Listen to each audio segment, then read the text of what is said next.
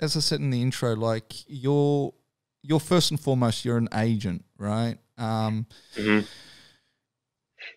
Obviously, at the beginning when I first met you, you had a smaller roster. Your roster's grown, double, tenfold. I don't even know what the number is these days. But in cases like that, why don't you just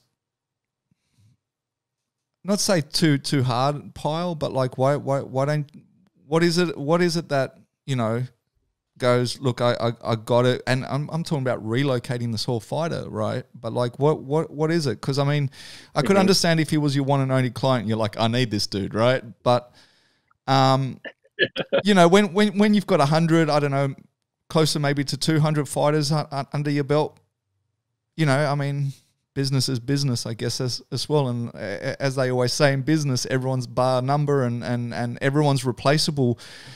Like, why do you take this time with these fighters rather than just, as I say, go, look, at the moment you're too much. I've got to concentrate on the people that are doing the right thing, the people that are, as I say, like what is it about, as I said, like helping these guys out more so, I guess more so like a counselor rather than an agent, if that makes sense, or even I guess more so as a friend, family member, or whatever you want to call it. But it's definitely, it goes, I guess, beyond the title of just being the agent.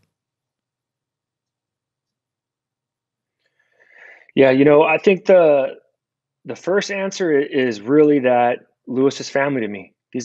All these clients are family to me. I love them to death, and I'm going to be with them through thick and thin. And I said that to them when they signed with me, and I meant it. The second part is I really attribute a lot of that to my parents. My parents growing up, we had 25 foster children. There was an open bunk bed, an open spot on the couch. We would bring someone less fortunate in to stay house and give them an opportunity. Not saying that our clients, but I'm just saying I just come from a background of serving, giving. I believe that. I think that's why to serve and to give to others. I'm just going to stop you there. I seem to be getting dropouts from you again. So I drop out now. Yeah. Okay. I don't know what it is like. And it was, so obviously I just got through to that you get a lot of this from your parents, and that you had, I think you said 25. You want me to run it all back? Yeah, I kind of lost you at the, I think the 25, I think you said 25 foster children and so forth. But I just lost you there for a quick second. Yeah.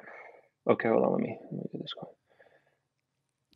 I mean, we knew this was going to happen, right? I mean, like, when you try to call from the dark side, as you like to call it, I'm sure there's someone on the other side trying to play a few Jedi mind tricks. But I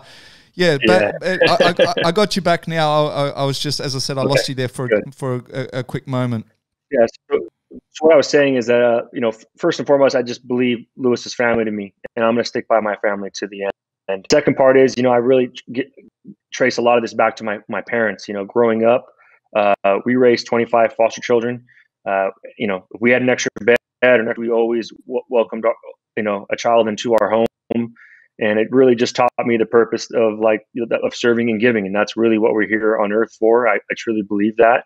And, my job is to serve and to give as much as possible to my athletes, to my clients. And when for Lewis to be going through this, battling this demon, and for me just to walk away, I just feel that's not family, and he means so much to me, and they all do. All my clients mean so much to me. And I think if you're really gonna be a part of their journey, you got to go through the trenches with them. If you really want to earn their trust and assure them that you have their back. And I love Lewis. Lewis has spent Christmas and holidays at my house.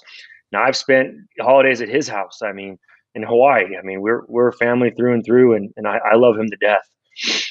No, and I can totally see that. I mean, I tuned into a podcast or an interview that you did, that you posted this week, and one of the things that stuck to me was a quote that you said, which was, "People don't care how much you know until they know how much you care." And once again, it's the first time I'd ever heard that, and it really struck a chord to me. But let me ask you this: is there a breaking point though Like you say, you know, you would never give up on Lewis or any of your athletes, but is there a breaking point? Like just say, you know, that day you said if one of these 13 beers are missing, say the next day you wake up and there were 10 left.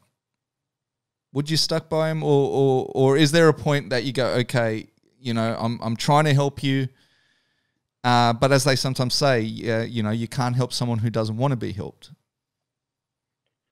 I think, you know, had there been one beer missing and I would have been forced to go to that next step, as much as it doesn't seem like it, I feel like I am helping him because I'm setting healthy boundaries in our relationship. I'm setting healthy boundaries in his relationship with his family, as tough as that is.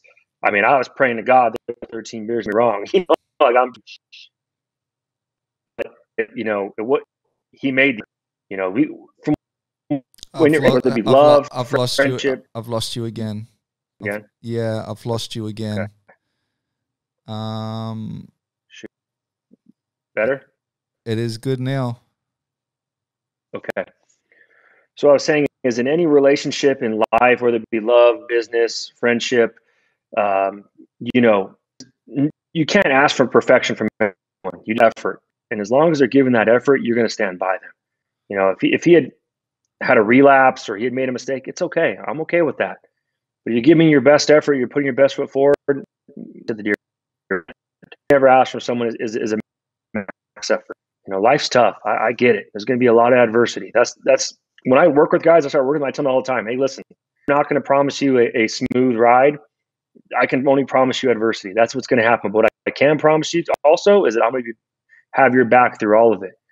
You know, that time that Russell lost in Florida, it was like February of 2018. I think I went 1-9 that month in the UFC. And I was a mess. My poor wife, she probably wanted to kick me out of the house. And she no interview that week, and it said, hey, don't forget success looks like this. And she drew this line that kind of went up and down, and kind of like pivoted up. And I truly believe that. It's not a straight line. There's going to be highs and lows, peaks and valleys. And I've actually laminated that note.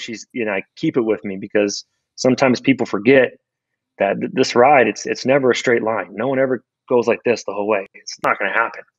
So, you know, I stick by my athletes, my family, you know, as long as their effort's in, my effort's in.